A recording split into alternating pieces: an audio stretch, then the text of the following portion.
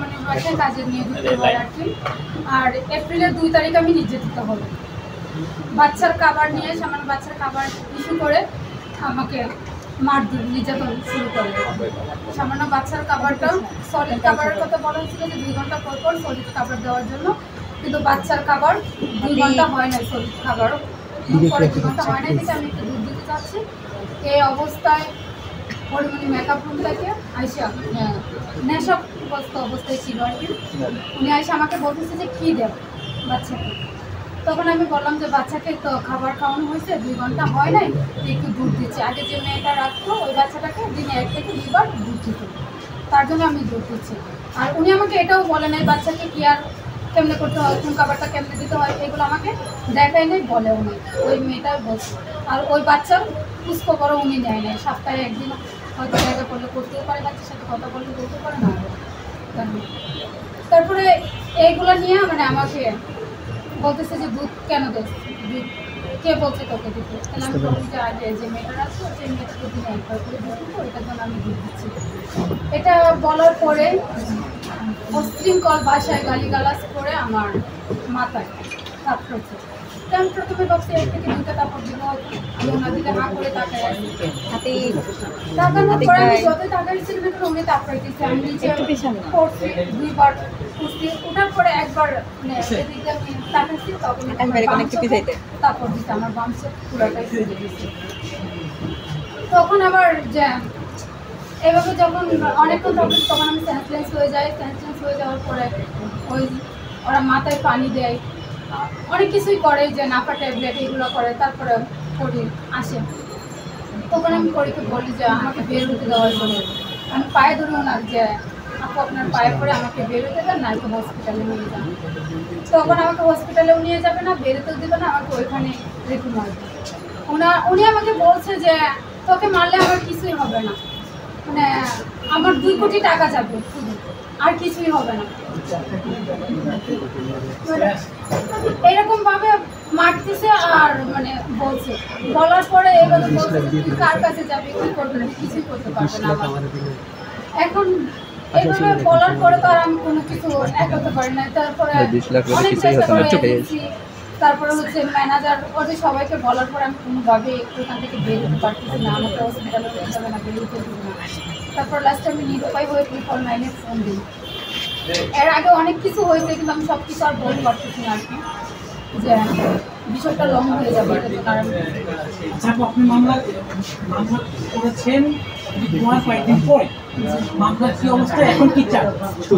আমি একটা সুষ্ঠু তদন্তের মাধ্যমে চাই। এক হচ্ছে যে আমার যে দাবিগুলো থাকবে এর মধ্যে হচ্ছে যে প্রথম হচ্ছে যে উনি প্রশাসনরা সিসি ফুটেজ চেক করবে, 2 তারিখের 1টা থেকে সিসি ফুটেজ 6টা পর্যন্ত চেক করবে, যে দেখবে যে এখানে আমাকে কিভাবে নির্যাতন করা হচ্ছে, যে কিভাবে আমাকে নির্যাতন করছে। আর আমি একটা অসহায় হয়ে কিভাবে ওনার পায়ে পড়ছিলাম, আর কিভাবে যে আমি ওনার কাছে ওনার কাজের মেয়েদের কাছে আমি পায়ে পড়ে পড়ছিলাম যে আমাকে বেরোতে দেন, এগুলো।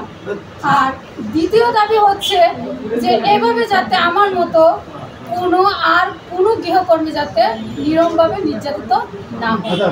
আমার নাম হচ্ছে আকাশ টিভির। আমি আপনাকে কয়েকটা প্রশ্ন করতে চাই। সেটা হচ্ছে যে তার বিশাল একটা ভেরিফাইড পেজ আছে, যেখানে সে আপনার বিরুদ্ধে মিথ্যাচার করছে এবং বলছে আপনাকে মারেনি, আপনি বিভিন্ন জায়গায় বারবার হয়েছে। এটা আসলে কতটা সত্যি? আমাকে যে মারে নাই, আমি 2 তারিখ থেকেই তো আমি সিসি ফুটেজ বলতেছি। সে যদি আমাকে নাই মারে তাহলে 2 তারিখের সিসি ফুটেজটা উনি কেন দিচ্ছে না, আর প্রশাসনরাও কেন নিতে পারতেছে না? না, উনি যেটা দেখাচ্ছেন যে আসলে তার প্রশাসন তার পক্ষে না, এজন্য তিনি সাইবার ক্রাইমের মামলা দিয়েছে। প্রশাসন আমি তো চাচ্ছি যে 2 তারিখে সিসি ফুটেজ দেখাক, 1টা থেকে শুরু করুক 6টা পর্যন্ত দেখাক, যে আমাকে নির্যাতন করার পরে আমি কি অবস্থায় ছিলাম, আমাকে কেমনে নির্যাতন করছে, এখান থেকেই তো বের হচ্ছে। প্রশাসন সিসি ফুটেজ দেখে সুষ্ঠু তদন্তের মাধ্যমে আমাকে একটা সঠিক বিচার দেয়, আইনের প্রতি শ্রদ্ধা, যে আমাকে একটা সুষ্ঠু অসহায় ভিত্তিতে মানে আইনের প্রতি যে গভীর শ্রদ্ধা জানিয়ে আপনাকে 2 কোটি টাকা দিয়ে আসলে আপনাকে মানে থামাবে। এটা আসলে কিভাবে? হ্যাঁ, উনি আমাকে মারছে আর বলছে যে তো তোকে মারলে কি হবে, তোকে মেরে শেষ করে দিব, 2 কোটি টাকা হলে শেষ। মানে আর ওইটাই হচ্ছে যে প্রশাসন, ওনার প্রশাসন কিছুই করতে পারবে না। তারপরে হচ্ছে যে ওনার অনেক বড় বড় লোক আছে, এগুলো দিছে। আপনাকে কি টাকার লোভ দেখানো হয়েছে বা মিলমিশের জন্য আপনাকে কোনো আপোষ ফোন করা? কল দিয়ে হয়েছে? না, আমাকে কোনো ফোন দেয়নি। আপনি সমাজে তো চান না বিচার চান, সেই মামলার প্রেক্ষিতে কি বলবেন আপনি? মামলায় কি বলবো? আপনার নামে সাইবার নিরাপত্তা আইনে মামলা করেছে, আপনি তার মানহানি করেছেন এবং না ওই যে সাদিকে নিয়ে অনেক মন্তব্য করছেন, যেগুলো তার হচ্ছে মান সম্মান আছে, এটা আসলে কতটা সত্য এবং যৌক্তিক? আচ্ছা, এটা যদি হয়ে থাকে তাহলে রমজান মাসের পুরো মাসের আর ওনার যে ঘরের যে দরজায় যে ক্যামেরাটা, ওইটা টান দিলেই তো হচ্ছে যে আমি মিথ্যা বলছি কি না। যদি আমি মিথ্যা বলে থাকি তাহলে প্রশাসন আমাকে একটা সুষ্ঠু বিচারের আওতায় নিবে, যাতে আমি একটা বিচার করে যাই। উনি বলছে যে ওনার বাসায় সিসি ক্যামেরা নাই, আপনি বলছেন যে আপনি কাজ করলে সিসিটিভির মাধ্যমে আগের দিন পরের দিন কাপড় ধোয়া পর্যন্ত দেখাতো, এটা আসলে একটা বিষয়। শুনেন, উনি যদি এখন বলে থাকে যে সিসি ক্যামেরা নাই, ওইটা যদি উনি বলে থাকে, তো পুলিশ এসআই আরিফুল ইসলাম যখন আমাকে উদ্ধার করতে গেছে তখন আমি ওনাকে বলছিলাম যে সিসি ফুটেজ আছে, উনি বলছে যে ঠিক আছে।